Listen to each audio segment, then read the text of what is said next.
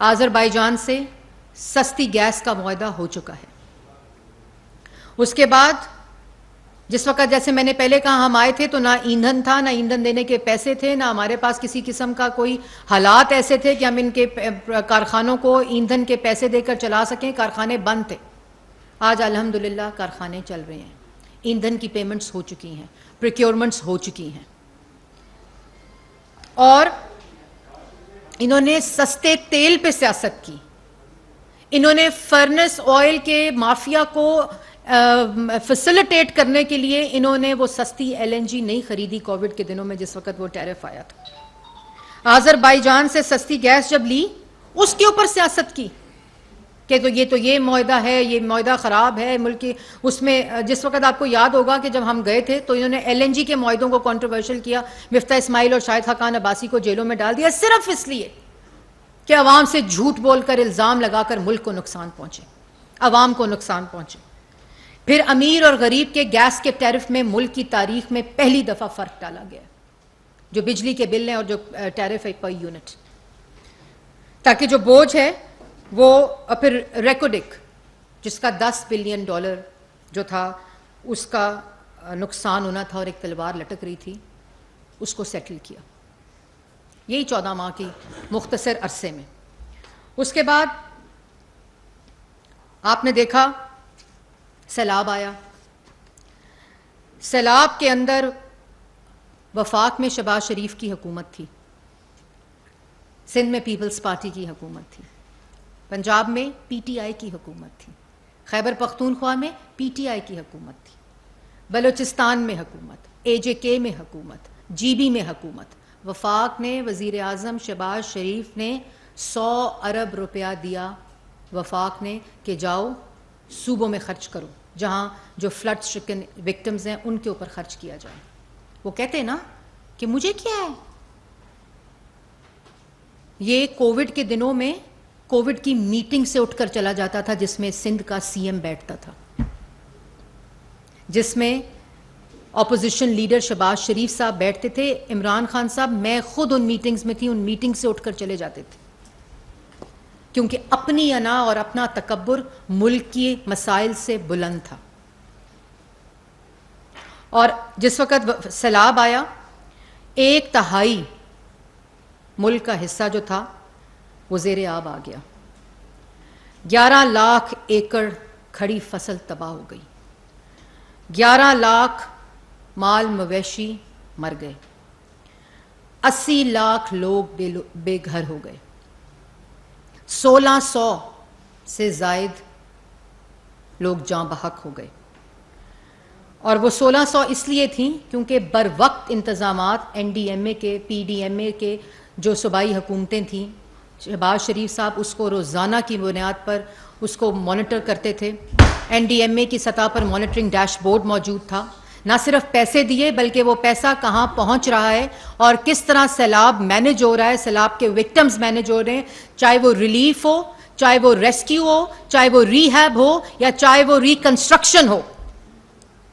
तमाम के ऊपर वफाक ने, शहबाज शरीफ साहब ने मुल्क के चप्पे चप्पे में वो खुद गया, खुद वजीर आज़म सैलाब के मुतासरीन के साथ खड़ा हुआ, चाहे वो बलूचिस्तान हो, चाहे वो सिंध हो, चाहे वो वफाक हो, चाहे वो एजेके के अंदर वो इलाके हों, चाहे वो कश्मीर के अंदर इलाके हों, चाहे वो साउथ पंजाब के अंदर इलाके हों, चाहे वो बलूचिस्तान के अंदर इलाके हों, हर जगह के ऊपर खुद चल के गए सिर्फ ये देखने के लिए कि लोगों को रिलीफ, रेस्क्यू, रीहैब और रिकंस्ट्रक्शन जो उनका विजन था उसके मुताबिक हो रही है कि नहीं हो रही है।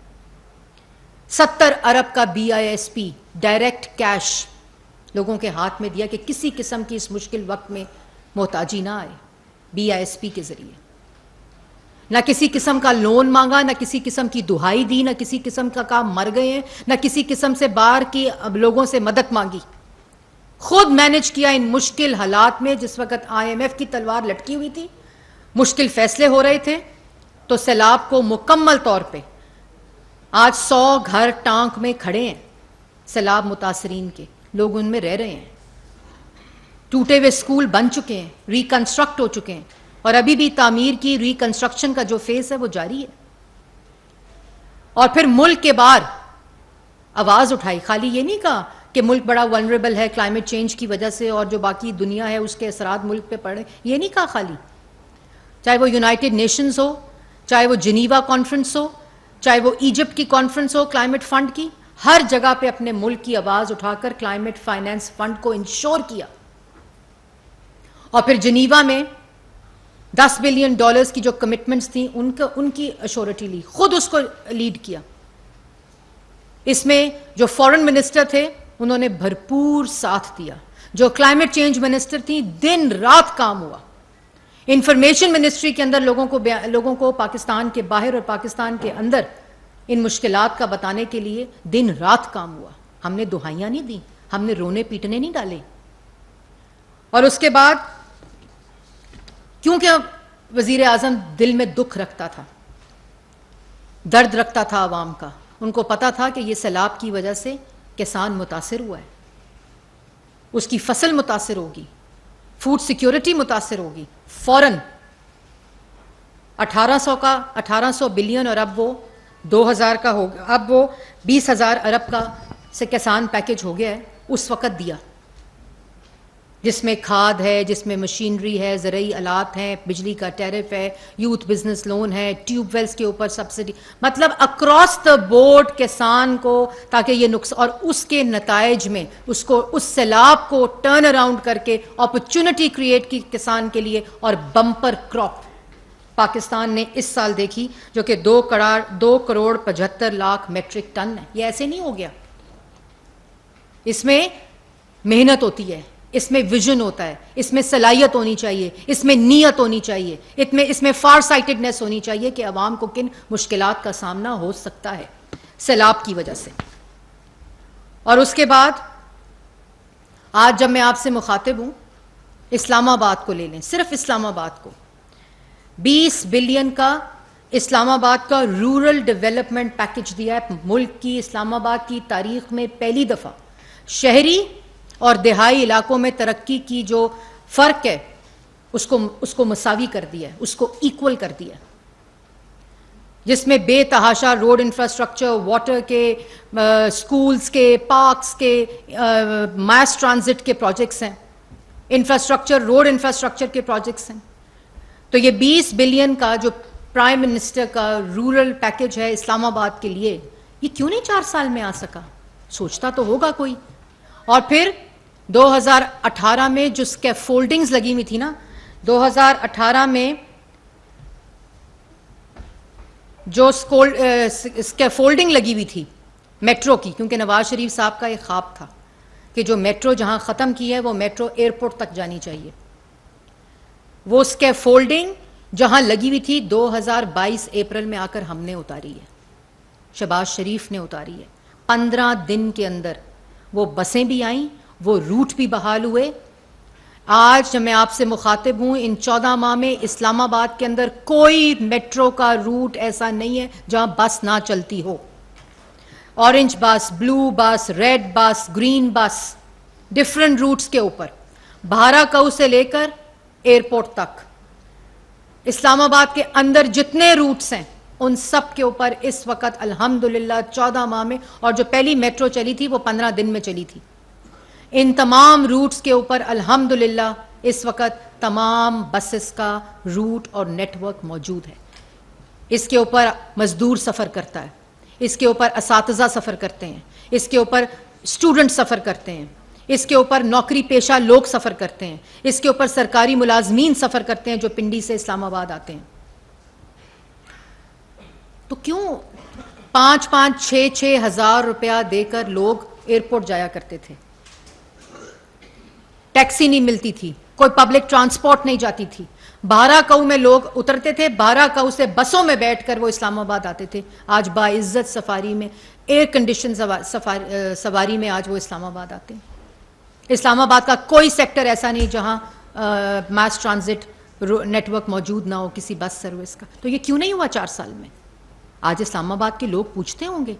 मतलब ये जो रावल चौक का फ्लाईओवर है, मौसूफ क्योंकि हेलीकॉप्टर में आते थे ना पीएम हाउस बनी गाला से, तो इस चौक का उनको क्या पता कि रावल डैम चौक जो है, रावल चौक, कितनी उसके ऊपर ट्रैफिक की ब्लॉकेड होती थी, कितनी उस वक्त लोगों को मुश्किलात होती थी जो लोग नौकरियों के लिए, पढ़ने के लिए सफ़र करते थे। आज वो 14 माह में रावल चौक फ्लाईओवर शहबाज शरीफ ही आके क्यों मुकम्मल करता है? उसके बाद मार्गला एवेन्यू, उसके बाद इंटरचेंज जो 7th एवेन्यू का है, उसके बाद जो कैप्टन कर्नल शेर खान एवेन्यू रोड है वो मुकम्मल करके उसकी इनॉग्रेशन, और ये वो हैं जो मुकम्मल हो चुके हैं। अभी जो सबसे बड़ा प्रोजेक्ट इस्लामाबाद की तारीख का वो भारा कऊ जो ब्रिज है फ्लाईओवर, वो इंशाल्लाह प्राइम मिनिस्टर ने 30 जुलाई उसकी डेट दी है। उससे मरी के लोग, जो पूरे उस रीजन के लोग हैं, जो भारा कऊ पे आकर एक मुश्किल तरीन वो सफ़र होता था, वो आज बहाल होगा। लाहौर से लोग जा रहे हैं, कराची से लोग जा रहे हैं, मरी से लोग आ रहे हैं, उनके लिए। तो ये क्यों नहीं हुआ 4 साल के अंदर? ये 14 माह के अंदर अगर हो सकता है, उन तमाम मुश्किलात के बावजूद जो मैंने आपको गिनवाई हैं, तो ये क्यों नहीं हुआ? आज अवाम सवाल पूछती है।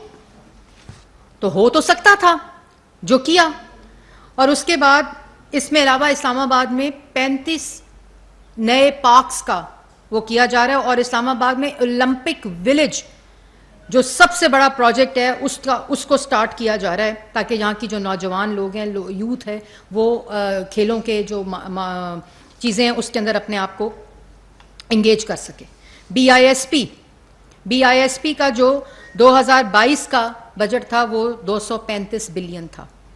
उसको आते ही 2023 में जो बजट दिया उसमें उसको 404 कर दिया बिलियन, और इस वक्त जब मैं आपसे मुखातिब हूँ तो वो 465 बिलियन के ऊपर है। जो वजीफ़ा है उसके अंदर 25% इजाफा कर दिया गया है, और उसके साथ साथ जो बजट है जिसका मैंने आपको पहले बताया वो 72% इंक्रीज़ है इस 14 माह के अंदर।